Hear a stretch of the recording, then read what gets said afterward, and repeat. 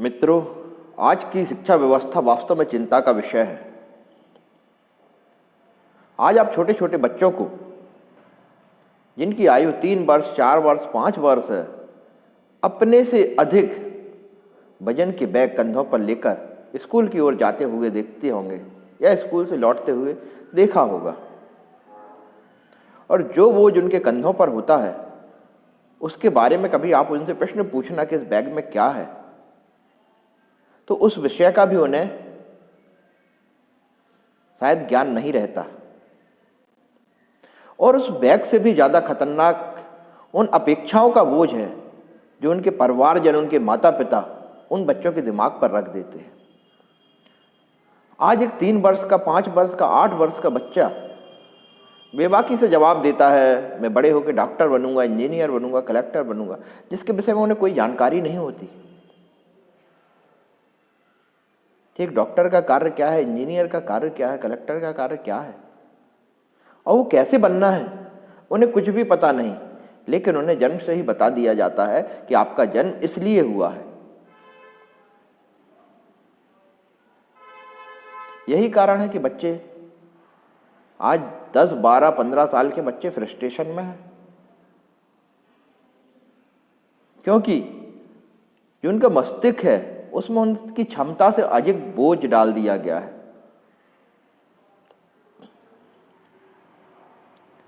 उन्होंने बचपन से कभी आपको एक माता पिता के रूप में देखा ही नहीं। उन्होंने आपको हमेशा उस व्यक्ति के रूप में देखा है जो उनसे अपेक्षाएं रखते हैं कि मेरा बेटा बड़े होकर डॉक्टर बनेगा, इंजीनियर बनेगा। अपेक्षाएं रखी है, मानव स्वभाव है। लेकिन इन अपेक्षाओं के चक्कर में कहीं आप अपने बच्चों का बचपन तो नहीं छीन रहे।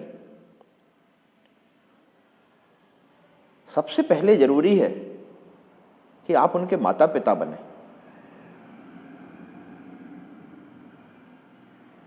और उन्हें विश्वास दिलाएं कि जीवन के हर संघर्ष में आप उनके साथ हैं।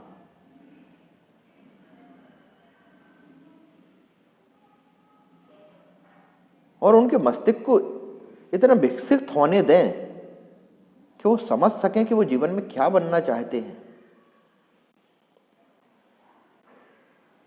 उनके लक्ष्य का निर्धारण जब करें जब आप उनकी क्षमताओं को पहचान लें।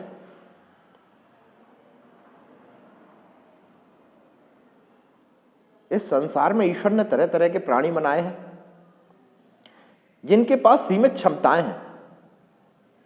अगर हम गधे को देखें तो उसके पास बोझ उठाने की क्षमता है, हम शेर को देखें तो उसके पास शिकार करने की क्षमता है, हम पक्षियों को देखें तो उनके पास सिर्फ उड़ने की क्षमता है।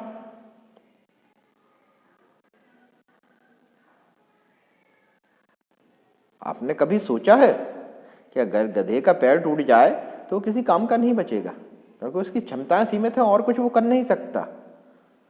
शेर का जबड़ा टूट जाए तो उसकी सारी क्षमताएं समाप्त हो जाएंगी, उसके पास कोई दूसरी क्षमता नहीं है। पक्षियों के पास पंख हैं जिनसे वो सारा आसमान छू लेते हैं। और अगर वो इस चिंता में बैठ जाए कि काश किसी दिन मेरे अगर ये पंख टूट गए या काम नहीं करे तो क्या होगा। इन सबके पास एक एक ईश्वर ने ऐसा इन्हें वरदान दिया है, एक एक क्षमता दी है।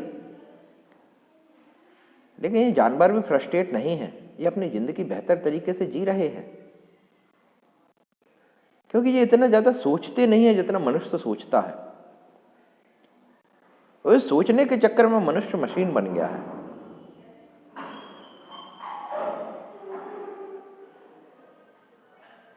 हम कई बार देखते हैं कि 10, 11, 12 साल के बच्चे फ्रस्ट्रेशन में आके गलत कदम उठा लेते हैं। ये अपनी गलतियों को या जो त्रुटियां उनसे हो गई हैं जाने अनजाने में, उनको वो अपने माता पिता से शेयर नहीं करते और आत्मघाती कदम उठा लेते हैं। ऐसे मामले अक्सर हमारे सामने आते रहते हैं। कभी आपने कारण खोजने का प्रयास किया है? क्योंकि उनने कभी आप में माता पिता को देखा ही नहीं। आप में उनने हमेशा उस व्यक्ति को देखा है जो उनसे उम्मीदें रखता है, जो अपेक्षाएं रखता है कि वो अपने बेटे को इस तरह देखना चाहते हैं। अरे जनाब, अपने बच्चे की क्षमताओं को विकास तो होने दीजिए। अगर आपका बेटा इस संसार में या बेटी मनुष्य के रूप में सृष्टि में आए हैं तो ईश्वर ने उसमें अपार क्षमताएं भर के भेजा है। आपके पास विकल्प है, इसलिए आप फ्रस्ट्रेट हैं कि आपका बेटा डॉक्टर, इंजीनियर, कलेक्टर बन सकता है, आर्टिस्ट बन सकता है या अन्य कोई व्यवसाय कर सकता है।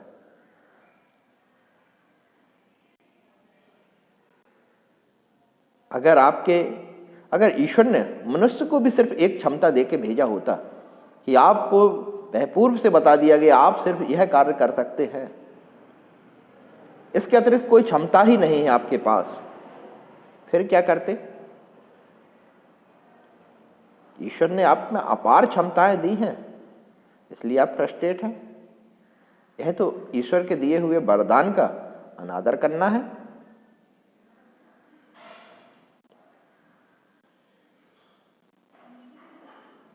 तो जनाब थोड़ा ठहरिए।